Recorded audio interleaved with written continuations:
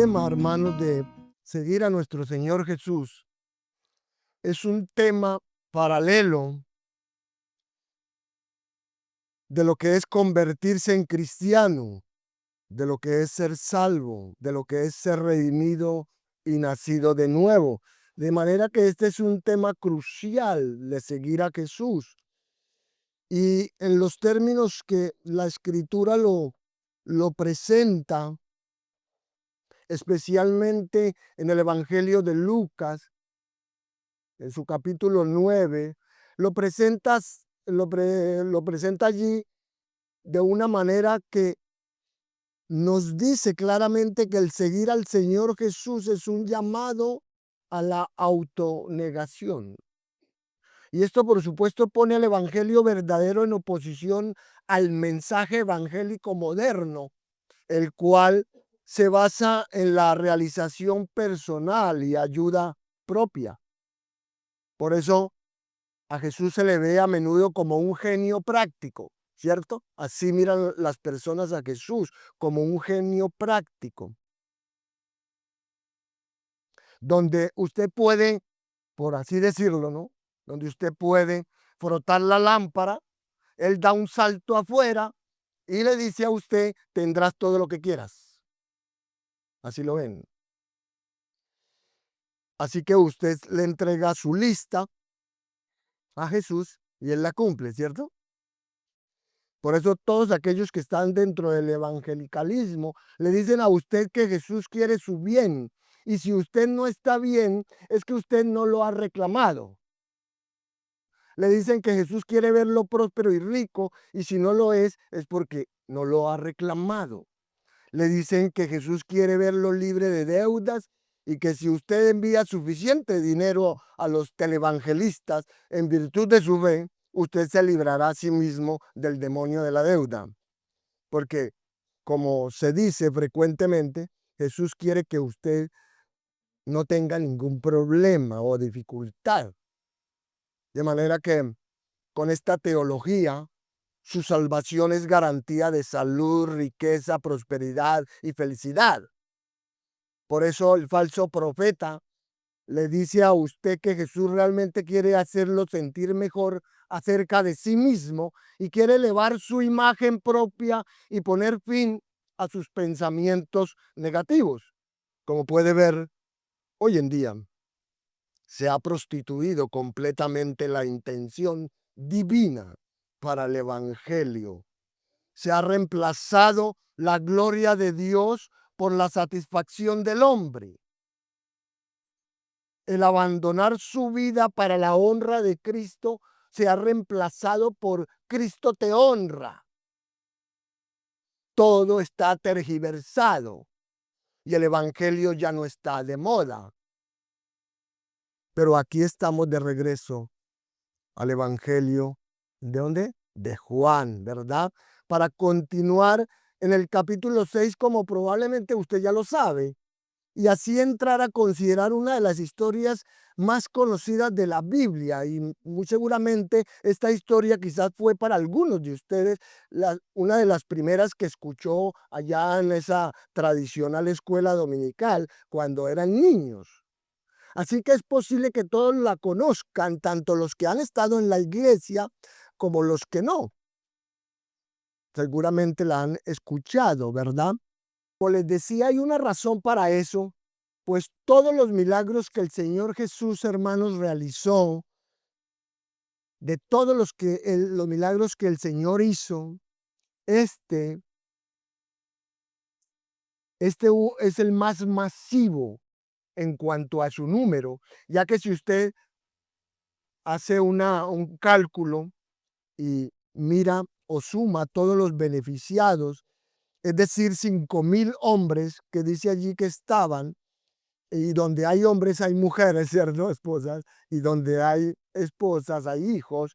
Y entonces si usted suma más estos 5,000 hombres, más las mujeres y los niños, como añade Mateo 14:21, que es el otro texto, tenemos aproximadamente entre 20,000 y 25,000 personas a quien él les prepara comida.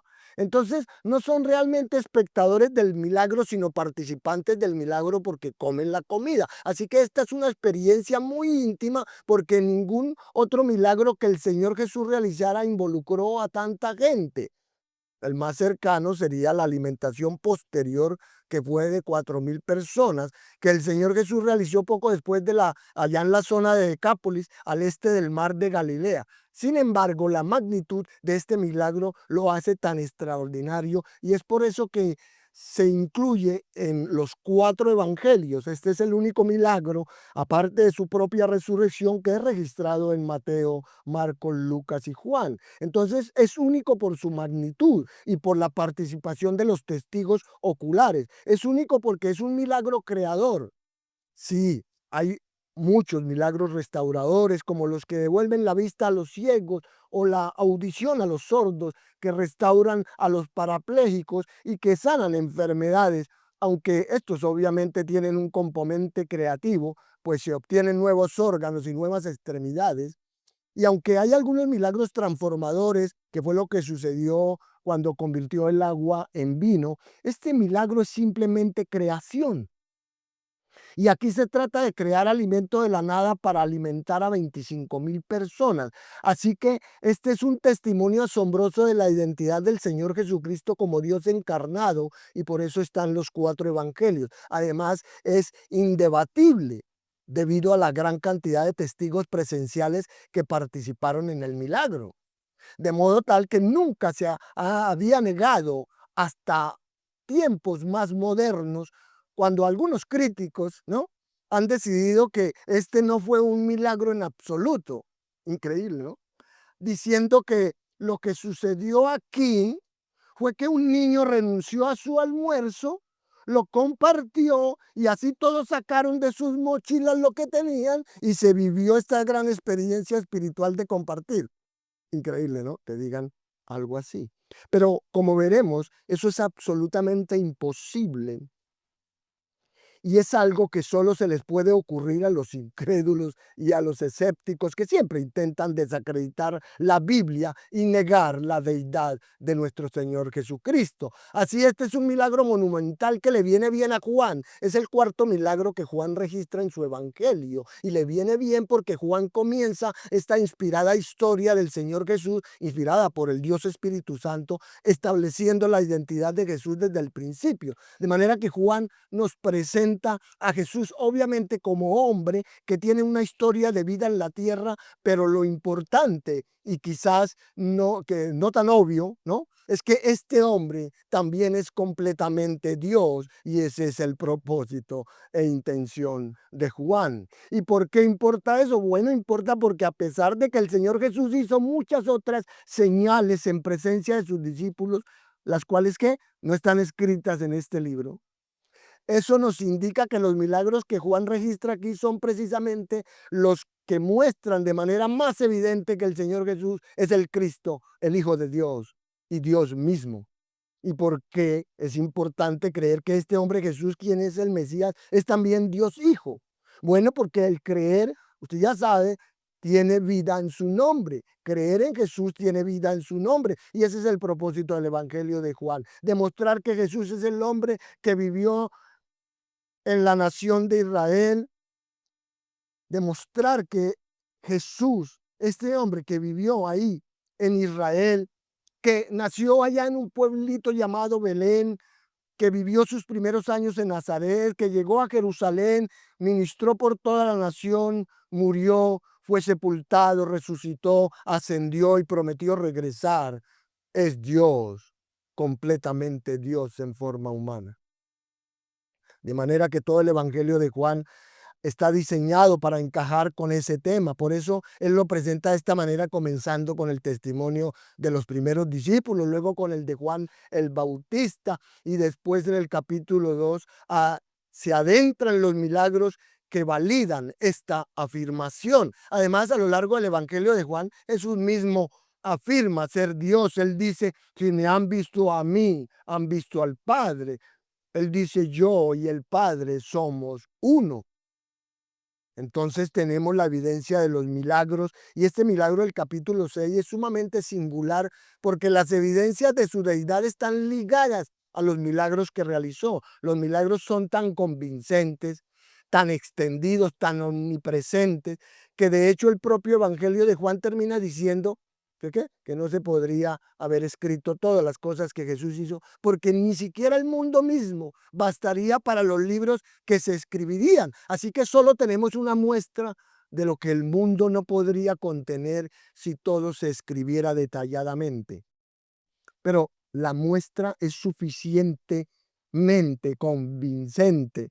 Y quienes vivieron durante la vida de Jesús no solo recibieron la muestra que encontramos en los evangelios, hermanos, sino que vieron esto a diario, milagro tras milagro, tras milagro, tras milagro. Por eso nunca hay testimonio alguno de que rechazaran, los milagros como reales. Así que ni los líderes ni el pueblo dudan de la integridad de estos milagros. Nadie afirma que fueran falsos.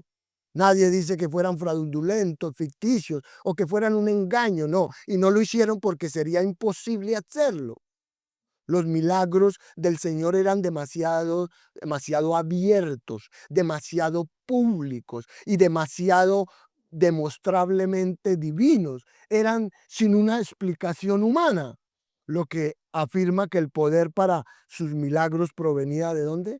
De Dios, solo de Dios. Incluso, ¿recuerdan Nicodemo? ¿Qué dijo Nicodemo? Nadie puede hacer lo que tú haces si Dios no está con él. En otras palabras, ellos están queriendo decir que no saben cómo procesar todos estos milagros. No saben cómo, cómo es que pasan. Recuerden, ellos son monoteístas, ¿cierto? Creen en un solo Dios y aún no comprenden plenamente la Trinidad. No comprenden del todo que Dios es uno y sin embargo tres. Dios es tres y uno a la vez. Entonces, no comprenden cómo Jesús puede ser Dios y Dios ser Dios y por eso lo rechazan. Y en la actualidad, hermanos, tenemos una gran cantidad de personas que dicen ser cristianas, que dicen creer en el Dios único, vivo y verdadero, pero no creen en la Trinidad de Dios. Y recuerden, los judíos tienen la apostasía generacional profundamente arraigada en sus mentes, pues está en su religión y la religión está en la esencia de su pensamiento. Y claro, cuando Jesús vino y dice, soy Dios, a esto le suena a alguien que compite con Dios, ¿cierto? Así que aunque todas las señales evidencian que Jesús es Dios, les costó aceptarlo. De hecho, lo rechazaron y lo rechazaron, creemos, por motivos religiosos. Lo rechazaron en cierto modo por motivos teológicos, pero más importante aún, lo rechazaron porque no les gustaba su mensaje.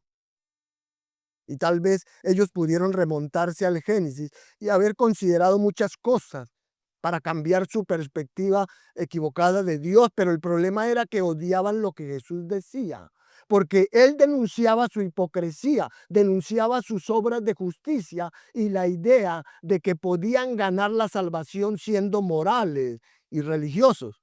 Así que a pesar de la evidencia que era obvia por todas partes, rechazaron al Señor Jesús. De hecho, determinaron que él era blasfemo, el blasfemo más extremo, porque afirmaba ser Dios y porque se tomó libertades terribles con su sábado, ¿cierto? E intentaron matarlo. Entonces, sin negar nunca los milagros, negaron al hacedor de milagros. Sin rechazar nunca lo que él hizo, lo rechazaron a él. Y esta es la terquedad del corazón humano, como ya hemos dicho. Este es el engaño de la religión falsa. Así que al llegar al capítulo 6, veremos esto de nuevo. El patrón del 6 es exactamente el mismo que en el 5. En el capítulo 5 hubo un milagro, ¿cierto? El hombre en el estanque. El milagro fue seguido por un discurso sobre la deidad de Jesús derivado de ese milagro. El discurso fue seguido por el rechazo y al rechazo le siguieron planes para matar a Jesús. Y lo mismo ocurre en el capítulo 6, hermano. Absolutamente lo mismo. Comienza con un milagro, la alimentación de la multitud, seguido de un discurso, seguido del rechazo y la deserción y finalmente el deseo de matarlo, que es lo que dice el primer versículo del capítulo 7. Así que veamos este milagro que encontramos a partir del verso 1 y hasta el 15. ¿Qué dice? Juan 6, 1 al 15. Después de esto, Jesús fue al otro lado del mar de Galilea, el de Tiberias, y le seguía gran multitud porque veían las señales que hacían los enfermos. Entonces subió Jesús a un monte y se sentó allí con sus discípulos. Y estaba cerca la Pascua, la fiesta de los judíos. Cuando alzó Jesús los ojos y vio que había venido a él gran multitud, dijo a Felipe: ¿De dónde compraremos pan para que coman estos? Pero esto decía para probarle, porque él sabía lo que había de hacer. Felipe le respondió: 200 denarios de pan no bastarían para que cada uno de ellos tomase un poco. Uno de sus discípulos, Andrés, hermano de Simón Pedro, le dijo: aquí está un muchacho que tiene 5 panes de cebada y 2 pececillos, mas ¿qué es esto para tantos? Entonces Jesús dijo: haced recostar la gente. Y había mucha hierba en aquel lugar, y se recostaron como el número de 5000 varones. Y tomó Jesús aquellos panes, y habiendo dado gracias, los repartió entre los discípulos, y los discípulos entre los que estaban recostados, asimismo de los peces cuanto querían. Y cuando se hubieron saciado, dijo a sus discípulos: recoger los pedazos que sobraron para que no se pierda nada. Recogieron pues y llenaron 12 cestas de pedazos que de los 5 panes de cebada sobraron a los que habían comido. Aquellos hombres entonces, viendo la señal que Jesús había hecho, dijeron: este verdaderamente es el profeta que había de venir al mundo. Pero entendiendo Jesús que iban a venir para apoderarse de él y hacerle rey, volvió a retirarse al monte él solo. Entonces, lo que usted tiene aquí, hermano, sí hay un milagro, sí, claro, pero aquí lo que usted tiene es mucha gente siguiendo a Jesús, ¿cierto? Mucha gente siguiendo a Jesús. Y entonces lo primero que viene a nuestra mente y que anhela mi corazón, nuestro corazón, al escuchar esta historia, es poder llegar a ver a las personas siguiendo a Jesús de verdad. Y ese es el título del mensaje: siguiendo a Jesús de verdad. Y lo decimos porque esto es lo que uno puede concluir cuando Jesús alimenta a las multitudes. Él lo hace no solo para comprobar su deidad, sino también para darnos algunas advertencias para seguirlo.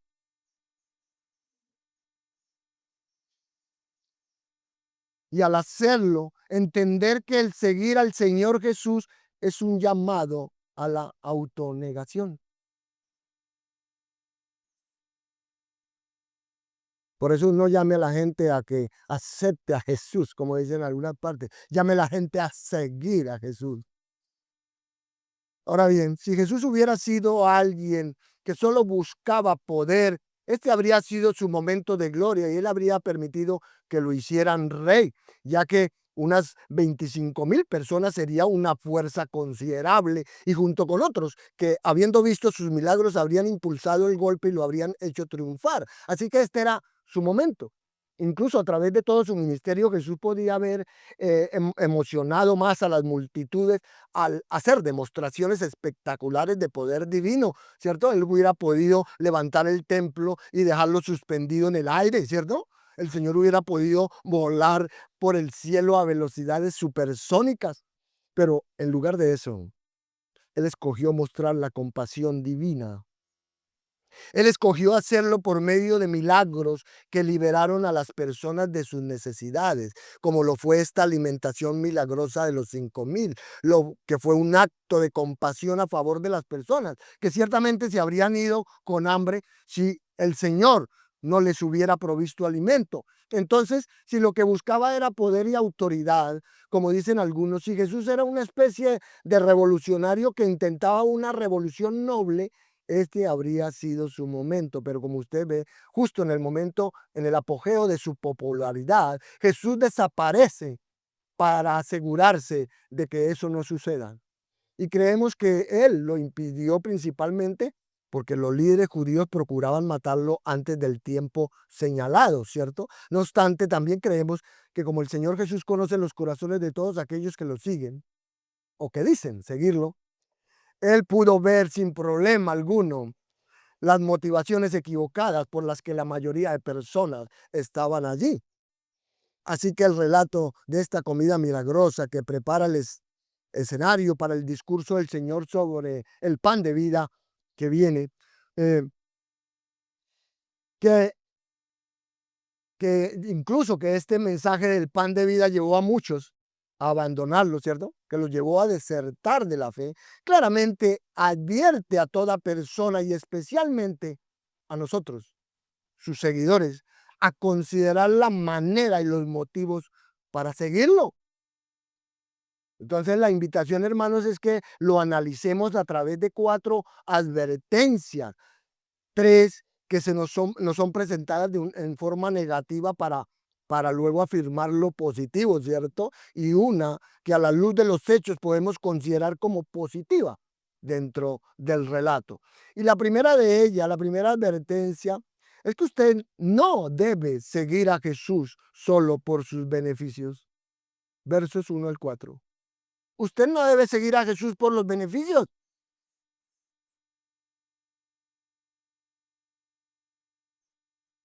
No es difícil de percibir esto si observamos a la multitud voluble e inconstante. Y es muy importante entender esto porque aquí no hay duda de la popularidad de Jesús. Su popularidad es asombrosa y hay una especie de tsunami aquí, ¿cierto? Aquí como una oleada de popularidad, de interés en Jesús que recorre Galilea, pues no hay duda de que Jesús hace milagros. Y como hemos dicho en otras ocasiones, los falsos hacedores de milagros pueden atraer multitudes grandes con promesas engañosas, con artimañas y engaños. Pero aquí tenemos a un verdadero hacedor de milagros. Aquí tenemos al Señor Jesús que tenía el poder para atraer a miles. Tenía el poder para atraer a decenas de miles de personas. Y eso es exactamente lo que está sucediendo. Sin embargo, el interés de todas estas personas es superficial. Su interés era egoísta. Y en cierto modo, eso define el panorama.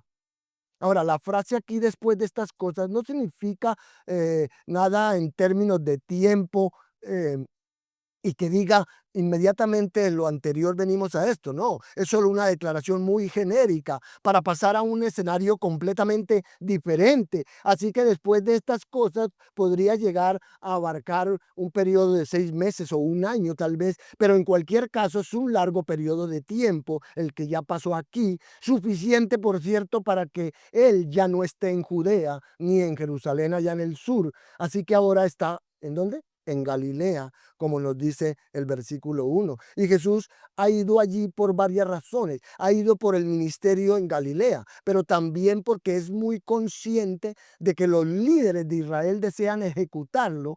Y entonces, como dijimos, va allí para evitar una muerte prematura, porque él quiere seguir el ritmo de Dios. Y para, y en parte, entonces él se va para encontrar el aislamiento allá en Galilea. Él es muy consciente también de que Juan el Bautista ya ha sido ejecutado. Así que la situación es intensa y él está allí en una zona rural, lejos del calor de Judea, y continúa su ministerio en Galilea. ¿Y qué está haciendo? Bueno, Capernaum es su sede y recorre los pueblos y las aldeas de Galilea, sanando y enseñando acerca del reino de Dios. Y al hacer milagros de todo tipo, Jesús está alcanzando una popularidad enorme que atrae a multitudes. Sumado a eso, esta es la misma ruta que la gente tomaba para ir a Jerusalén. Y la fiesta de la Pascua estaba cerca, así que ahora hay un flujo de gente que baja por los senderos de la orilla este del mar de Galilea, así como una multitud masiva que sale a buscar a Jesús donde quiera que esté. Y esa es la escena al llegar al otro lado del mar de Galileas o de Galilea o de Tiberias. Ahora, ¿por qué él va a la otra orilla? Bueno, porque los 12 acababan de regresar de una misión de predicación y enseñanza, registrada ya, habla de eso Marcos 6. Así que habían estado predicando y enseñando y Jesús quiere que regresen, se reúnan y comenten qué fue lo que sucedió. Además, mientras estaban en su misión de predicación, Mateo 11 habla de que Jesús estaba literalmente exhausto, por el cansancio de su propio ministerio durante ese periodo. Él está exhausto y ellos están también exhaustos. Además necesitan tiempo juntos, necesitan algo de aislamiento porque la situación era crítica, por lo que este es un momento importante. Así que fueron al este, pues la zona más poblada estaba al oeste, la costa oeste de Galilea, donde estaba Nazaret y otras ciudades. Y entonces él va al este porque es un sector mucho más rural, ¿no? Es un sector mucho más rural con una población más dispersa, así que allí fue donde fueron a descansar un rato, ¿cierto?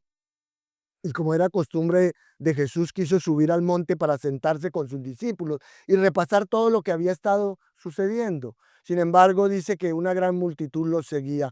Según Mateo 14:13 se nos informa que mientras Jesús cruzaba con sus discípulos en una barca, había una multitud enorme que los seguía de todos los pueblos y aldeas. Y Marcos 6:33 dice que venían por la orilla norte y desde el agua se podía ver fácilmente una multitud caminando, ¿cierto? Y eso era lo que estaba sucediendo. Entonces la multitud se estaba reuniendo de modo que para cuando Jesús llega al otro lado, para aislarse un poco y supuestamente para descansar, ¿no? La multitud ya lo estaba esperando.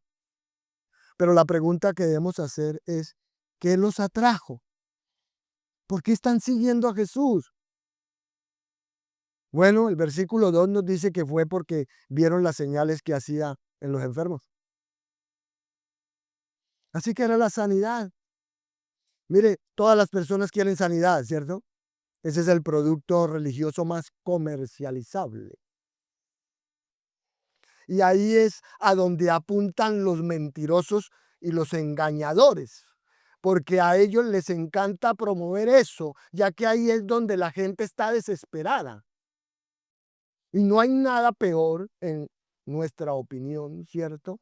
Que alguien prometa sanidades que no puede hacer y en consecuencia le saque el dinero y se aproveche de la esperanza de personas desesperadas cuando en realidad no se puede cumplir. Y luego lo haga en el nombre de Jesús, ¿cierto? Porque lo hacen en el nombre de Jesús. Ahora, recordando aquí algo que leí, por cierto, nunca hemos oído que se hagan milagros en el nombre de Buda, ¿cierto? Nunca hemos oído que se hagan milagros en el nombre de Mahoma. Siempre se hace en el nombre de Jesús porque, hermanos, Satanás siempre quiere desacreditarlo a él. De manera que la gente se sintió atraída. Claro, se sintieron atraídos igual que en Juan 2, 23, 25, pues vieron las señales y anhelaban sanidad. Y como este era un mundo primitivo, ¿cierto? Donde la gente no sabía qué le pasaba, qué era lo que le sucedía, pues no se había descubierto la patología y no existían diagnósticos precisos para los problemas, salvo los que podrían ser mecánicos. Entonces, simplemente, estas eran personas que no tenían esperanza, no había medicina. Además, en aquellos tiempos, la batalla por el pan, por la comida, era una batalla de toda la vida. No había supermercados, ¿cierto? No había alimentos preprocesados ni refrigeradores. Es decir, era una batalla por cada comida. Entonces, alguien tenía que trabajar para conseguir cada alimento, prepararlo, cocinarlo y luego a partir de ahí plantar, cultivar y cosechar. Así que todos estaban en esa cadena alimentaria a un nivel muy primitivo y la vida no era fácil para estas personas. Entonces, si aparecía alguien, hermanos, que pudiera sanar todas sus enfermedades y darles comida gratis, esa era la mayor bienaventuranza para estas personas. Pero como nosotros lo sabemos, todo esto era simplemente alimento temporal. Todo esto es alimento físico. Esto solo era bienestar personal, realización personal, satisfacción personal, comida personal, comodidad personal. De manera que como lo confirma Juan 6:26, Jesús manifestó que todas estas personas lo buscaban porque habían comido el pan gratuito y se saciaron. Por eso lo buscaban. Yo no quiero pensar que aquí hayan personas así.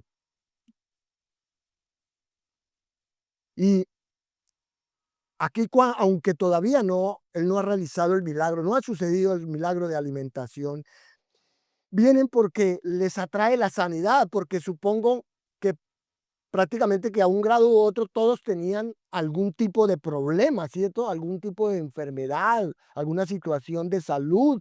Y es por eso que esta multitud los sigue. Vinieron siguiendo a Jesús en busca de milagros temporales y no buscando las palabras eternas. Por eso fue que cuando el Señor Jesús comenzó a pronunciar palabras eternas al final del capítulo 6, incluso aquellos que eran sus seguidores, muchos de sus discípulos ya no andaban con él, como dice el verso 66. Y simplemente se retiraron atraídos por sus milagros y desanimados por sus palabras. Esto es lo que casi siempre sucede cuando las personas solo buscan de Jesús bienestar físico, plenitud física, satisfacción física. En pocas palabras, estas no son aspiraciones nobles, pues querían lo que toda la gente no regenerada, o sea, toda la gente impía busca. Querían lo que exigían sus lujurias. Por ello siempre se puede atraer a una multitud si se le promete eso, incluso si no se puede cumplir porque la desesperación siempre está presente. Así que la mentira siempre será llamar, acudir a Jesús para tener sanidad, éxito, riqueza y bienestar. Esa será siempre la mentira. De esa manera usted puede alcanzar una multitud, ¿cierto? Claro que sí. Y eso sucede todo el tiempo, pero si usted llama, oiga bien esto, si usted llama a las personas a la abnegación, si usted llama a las personas al odio a sí mismo, o sea, que no se ame tanto, si usted los llama a dejar a su padre o madre y a dejar a todo lo que posee, si usted llama a la gente a arrepentirse, a quebrantarse, a lamentar su pecado, a reconocer su bancarrota espiritual, a humillarse, si los llama a sacrificar sus vidas, a quizás tomar una cruz, a ser obedientes a Cristo, a buscar la santidad, a soportar tribulaciones, a ser perseguidos y quizás a sufrir e incluso morir como mártires. Si usted llama a las personas a eso, muy seguramente usted no va a alcanzar una multitud grande, ni siquiera una muy pequeña. Creo que a lo mucho conseguirá alcanzar algún grupo de personas. Y pensamos que no lo va a hacer porque para lograrlo, usted tiene que mantener el mensaje que ellos exactamente quieren escuchar. No obstante, Jesús estaba demostrando su poder para mostrar su deidad y que escucharan sus palabras. Para eso el Señor lo estaba haciendo. Pero nunca superaron sus deseos carnales. Nunca. Entonces lo que los atrajo no fue el reino, ni la salvación, ni el arrepentimiento, ni la sana doctrina, ni una verdadera comprensión del pecado. Lo que los atrajo no fue el anhelo de perdón, ni la esperanza de escapar del juicio, ni del infierno. Lo que los atrajo fue ver las sanidades. Y hermanos, cualquier predicador y evangelista fiel, ¿no? Fiel, debe saber que esa es la actitud predeterminada de todos los pecadores. Los pecadores siempre van a decir, dame lo que quiero ahora y como lo quiero, dame la vida que quiero ahora. Eso es lo que dicen los pecadores no arrepentidos. Y si usted ofrece eso, usted como predicador, como pastor, si usted ofrece eso, usted se ha prostituido, o usted como cristiano, ¿no? También si usted ofrece eso en el nombre de Jesús, usted se ha prostituido ante ese deseo defectuoso y temporal. Por tanto, lo que usted tiene aquí en primer lugar, esa persona siguiendo al Señor Jesús solo por sus beneficios. Usted tiene aquí a personas con intereses terrenales, intereses temporales, personas que buscan solo su bienestar personal, su bienestar nacional. En otras palabras, son personas que quieren lo que toda la gente no regenerada quiere, desea. Y Jesús se introduce en esta ola de popularidad y todos están allí. Sin embargo, no es solo la multitud voluble e interesada, ¿cierto? En sus beneficios la que ahí está, pues también están los discípulos infieles. Y eso nos lleva a ser advertido en el sentido de que usted tampoco debe seguir a Jesús sin fe. No siga a Jesús sin fe. Versos 5 al 9. Aquí se nos indica que después de pasar un tiempo en la montaña con los 12, Jesús vio que había venido una gran multitud y los evangelios sinópticos dicen que Jesús pasó el día sanando a los enfermos y hablándoles del reino de Dios y la salvación. Marcos, por su parte, para no quedarse atrás, ¿cierto? Dice que lo hizo porque sintió compasión por ellos, pues eran como ovejas sin pastor. Así que su corazón se conmueve con la multitud. Se conmueve con ellos por su sufrimiento en el mundo físico. Se conmueve con ellos por su desesperada condición espiritual. Entonces los sana y predica la salvación en el reino de Dios. Lo hace todo el día. Y al caer la tarde, los discípulos, según Mateo 14:15, dice que se acercaron a él y le dijeron que el lugar era desierto, es decir, que el lugar era desolado, por lo que le pidieron a Jesús que despidiera a la gente, pues necesitaban tiempo antes del anochecer para llegar a algún pueblo, ¿cierto? O aldea donde pudieran comer. Sin embargo, Jesús tenía en mente una solución diferente. Entonces Jesús le preguntó a Felipe, ¿dónde compraremos pan para que coman estos? Ahora, ¿por qué le dijo eso? Bueno, lo hizo porque pretendía mostrar la imposibilidad de encontrar un lugar donde se pudiera conseguir tal cantidad de pan. Así que él quiere dejar claro para siempre en esta narrativa que la situación planteada era imposible, ya que no había recursos. Primeramente, eso costaría mucho dinero. Este era un lugar solitario, desolado, no poblado, y no había dónde ir a comprar pan para tanta gente. Así que cuando Jesús le hace la pregunta a Felipe y por extensión al resto de los discípulos, Jesús realmente no está buscando la ayuda de Felipe, no. Él no busca ninguna sugerencia, sino que simplemente hace esto para probarlo, porque ya sabía lo que iba a hacer. ¿Y cuál era la prueba? Bueno, la prueba era para descubrir cuánta fe tenía Felipe y los otros. ¿Cuánta fe tenían estos? Tal como Jesús siempre lo hace con todas las personas.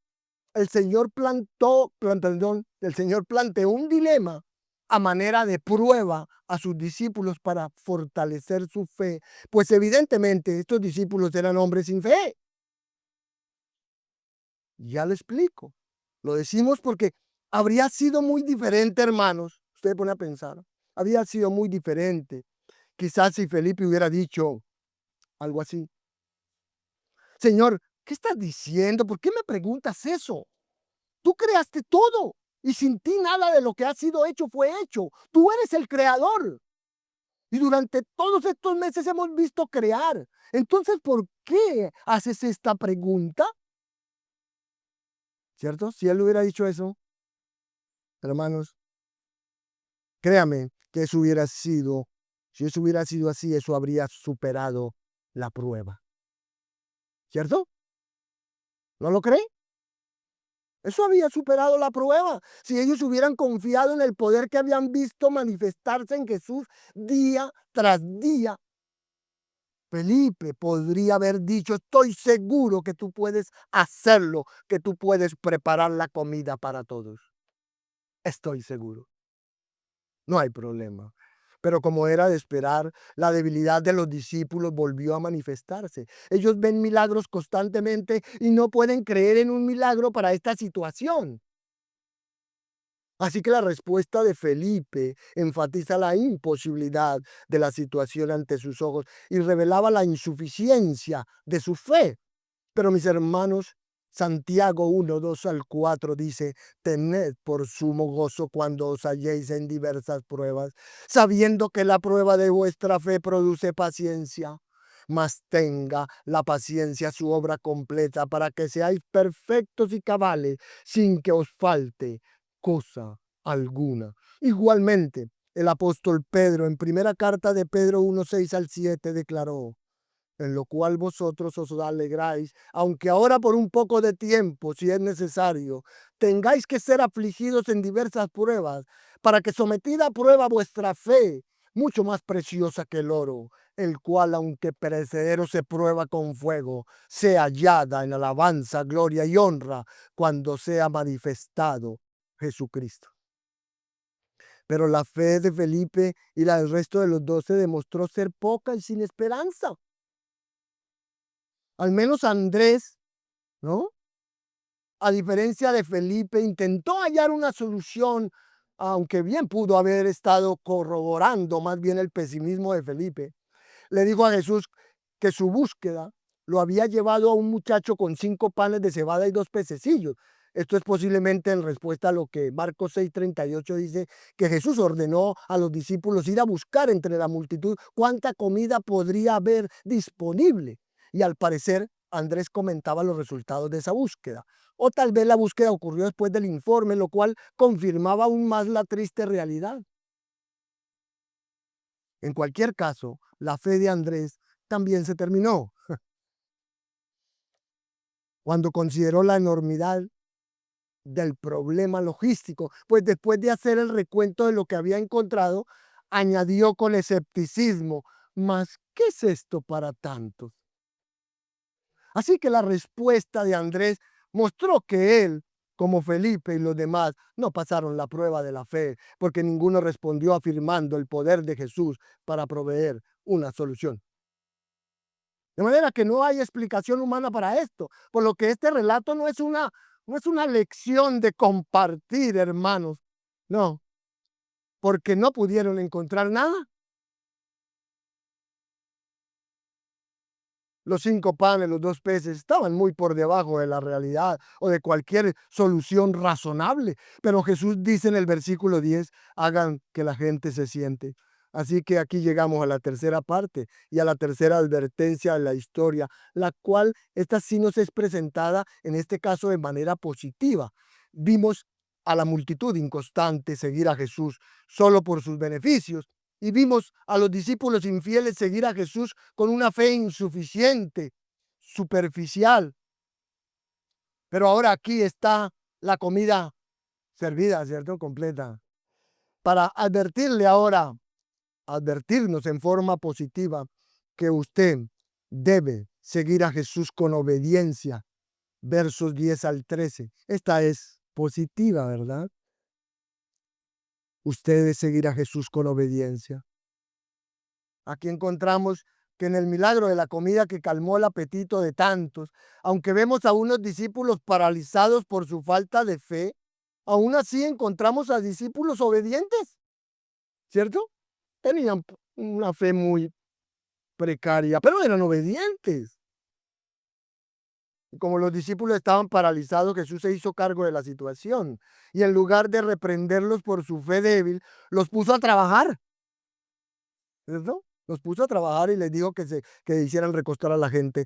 Era un lugar muy hermoso, dice Juan, se acuerda el detalle que había mucha hierba. Era un lugar como donde había un pasto hermoso, donde usted podía sentarse, recostarse, descansar.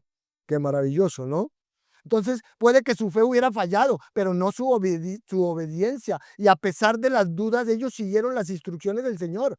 Ahora, ¿cómo lograron que todos cooperaran? ¿Cómo pudieron tener el control sobre semejante cantidad de gente? Bueno, probablemente se explique por el hecho de que todos sabían que Jesús había hecho milagros y tenía tanta autoridad a través de ellos que hacían todo lo que él les decía. De modo que Jesús, en un gesto de bondad y compasión, dijo, en lugar de que los despidan, dígales que se sienten. Marcos 6:40 dice que Jesús dijo, siéntenlos en grupos de 50 y de 100.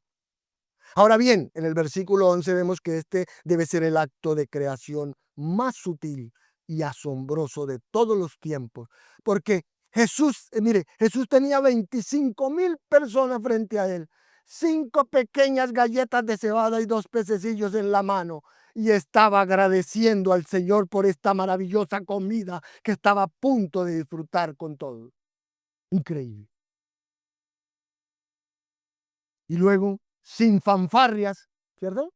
No hubo fanfarrias, sin voz del cielo, sin relámpagos ni truenos.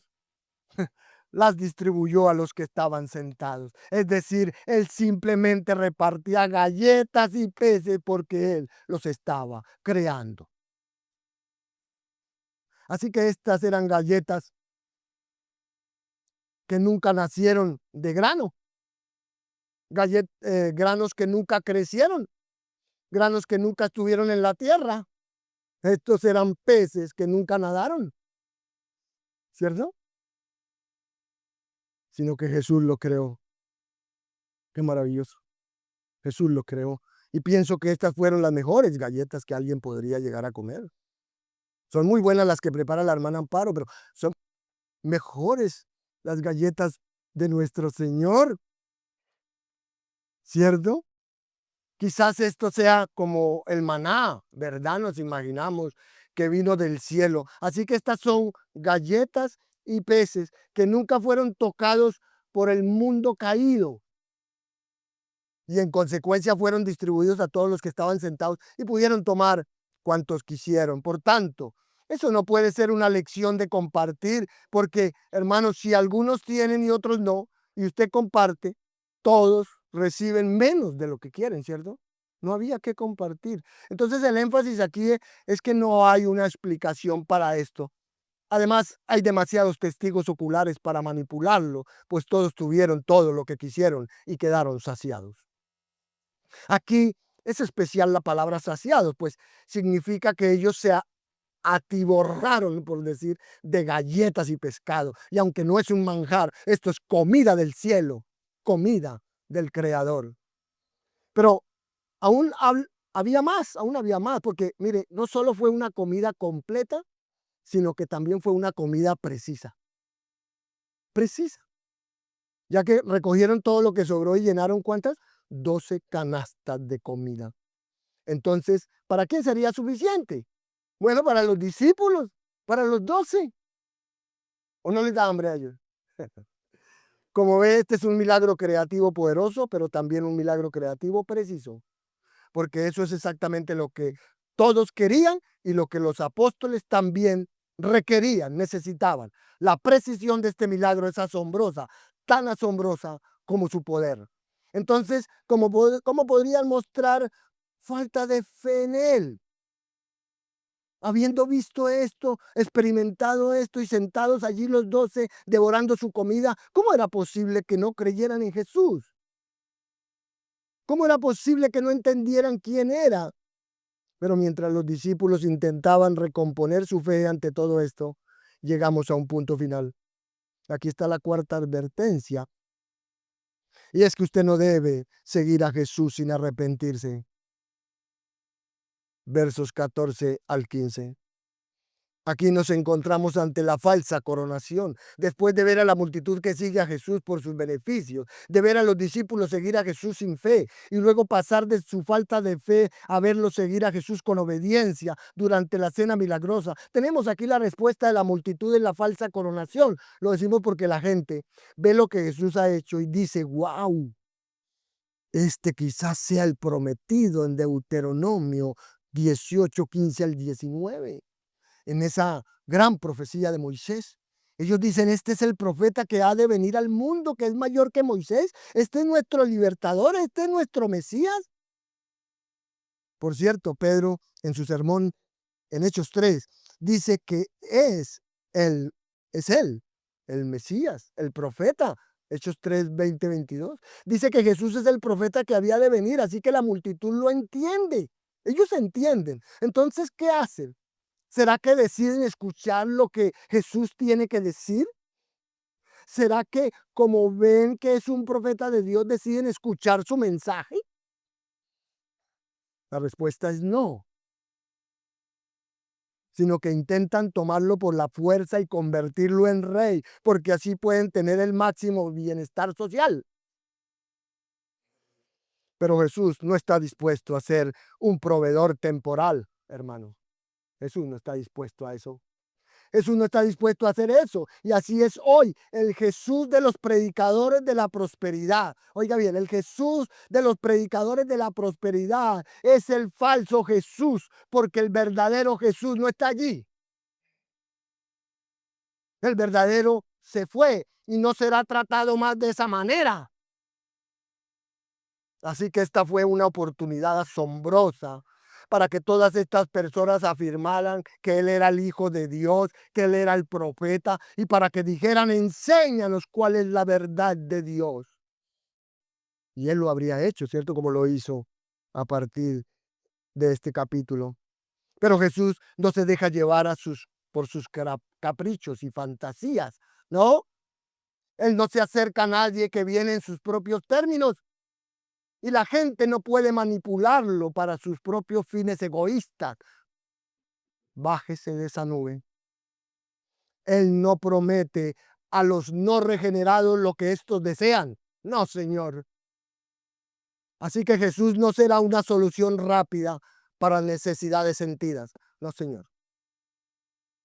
Jesús no será quien solo le dé a usted satisfacción temporal. Y si usted promociona a Jesús de esa manera, usted está solo porque Él no está ahí. Porque la gente no puede venir a Cristo por lo que quiere. Viene a Cristo por lo que Él exige. Pues Él llama a los pecadores a lamentar sus pecados. Jesús llama a los pecadores a quebrantarse, a arrepentirse, a reconocerlo como Señor soberano. Él los llama a obedecer, a vivir para Él, tal vez a morir por Él. Él los llama a servirle como su esclavo, a sufrir por Él y a ser perseguidos por Él. Pero como este era un milagro sobrenatural y probaba que Jesús era el Mesías, el pueblo se dio cuenta correctamente de ello, pero sacaron ¿qué? Conclusiones incorrectas sobre el significado de dicha identificación, pues la declaración del pueblo hecha a continuación de que Jesús sanara a los enfermos y llenara sus estómagos, reveló que era lo que buscaban de su Mesías. Y ellos querían un libertador terrenal, alguien que satisfaciera sus necesidades físicas de comida y salud, además de librarlos del odiado yugo de la opresión romana. Entonces podían ir a Jerusalén, derrotar a los romanos y establecer el mejor sistema de bienestar social, ¿cierto? Si lo hacían rey.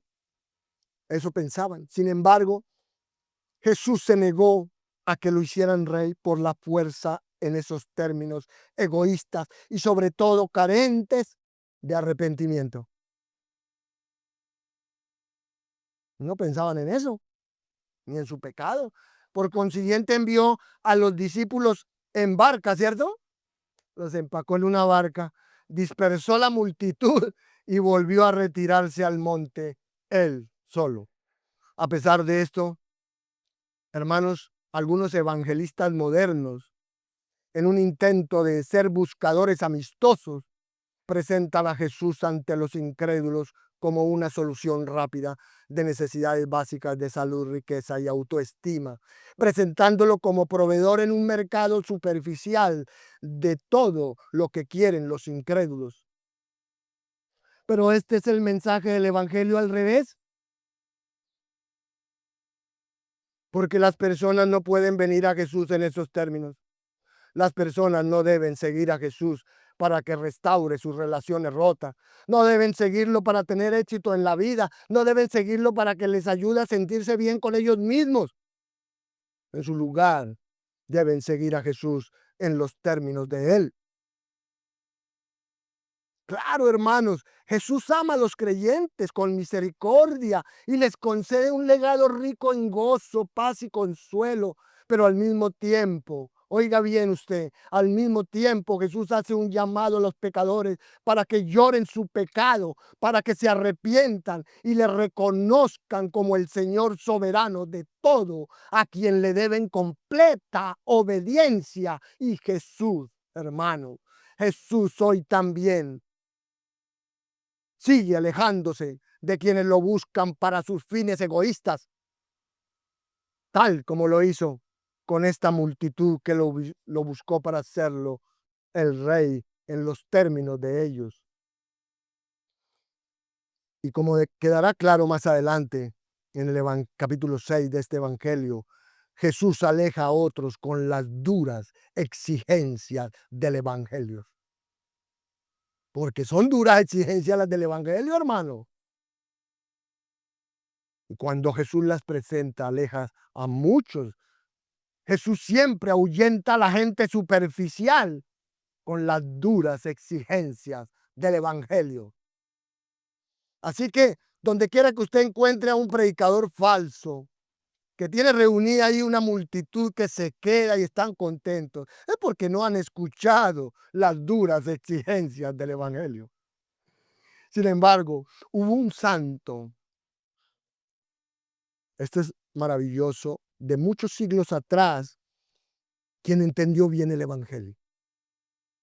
Esta es una oración que él escribió, y cito: Señor superior y santo, humilde y manso, hacedme ver por la paradoja que el camino bajo es el camino alto, que estar abajo es estar en lo alto, que el corazón roto es el corazón sano, que el espíritu contrito es el espíritu con regocijo, que el alma arrepentida es el alma victoriosa, que no tener nada es poseerlo todo, que soportar la cruz es llevar la corona, que dar es recibir, permitidme encontrar la luz en mi oscuridad, el gozo en mi aflicción, vuestra gracia en mi pecado, las riquezas en mi pobreza, vuestra gloria en mi valle, vuestra vida en mi muerte.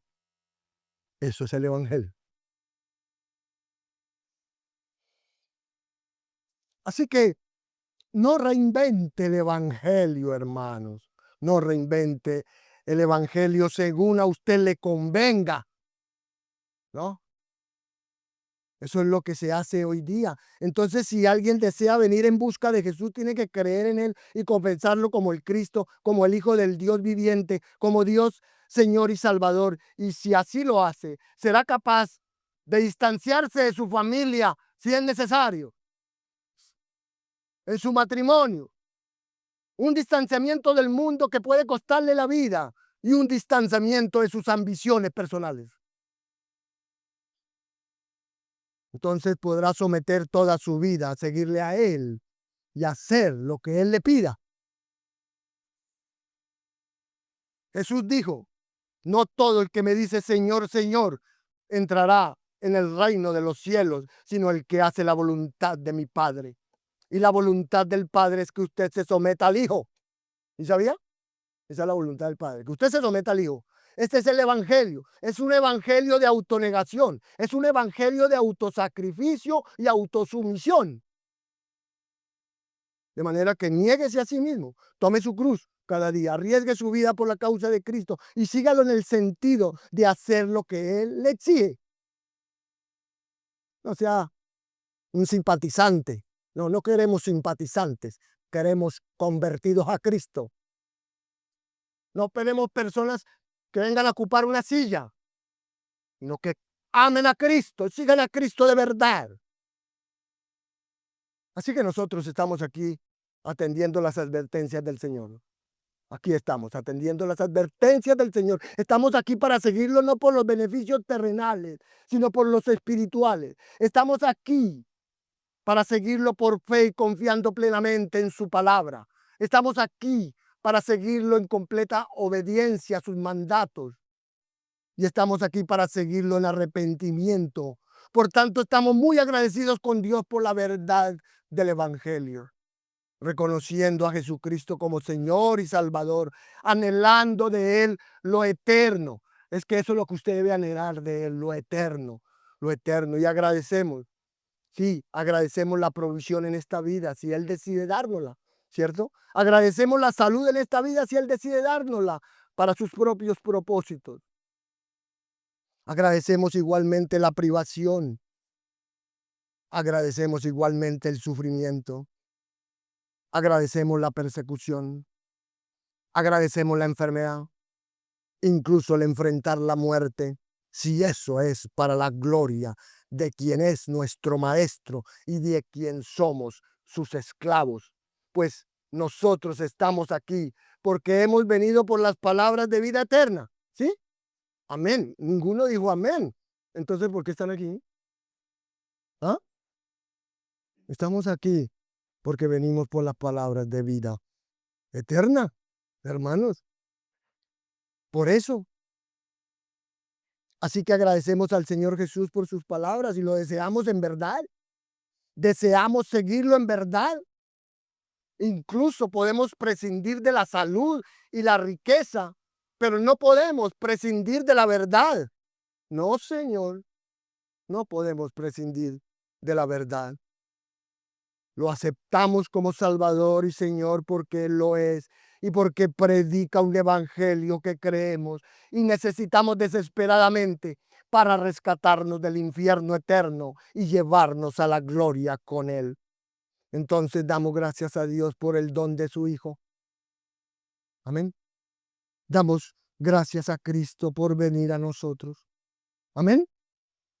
Damos gracias al Espíritu Santo por darnos la palabra y el registro de estas cosas para guiarnos y para que nuestro acercamiento al Salvador sea el correcto. Para seguirlo, para que al seguirlo lo hagamos en los términos de Él. Y buscamos hacerlo porque queremos estar entre los que no se alejan y que anhelan las palabras de vida, porque sus palabras dan vida eterna y nos hacen creer y poseer la esperanza del cielo. Por ello pedimos a Dios, al Padre Celestial, que bendiga cada vida que lo busca y que lo sigue con corazón sincero, a cada vida que está aquí presente y que conforme a su verdad, que confirme más bien su verdad en el corazón de cada uno de ustedes, que Él confirme esta verdad maravillosa en todos los que han escuchado hoy, para que en el nombre de Jesús usted verdaderamente los siga, usted los siga en verdad.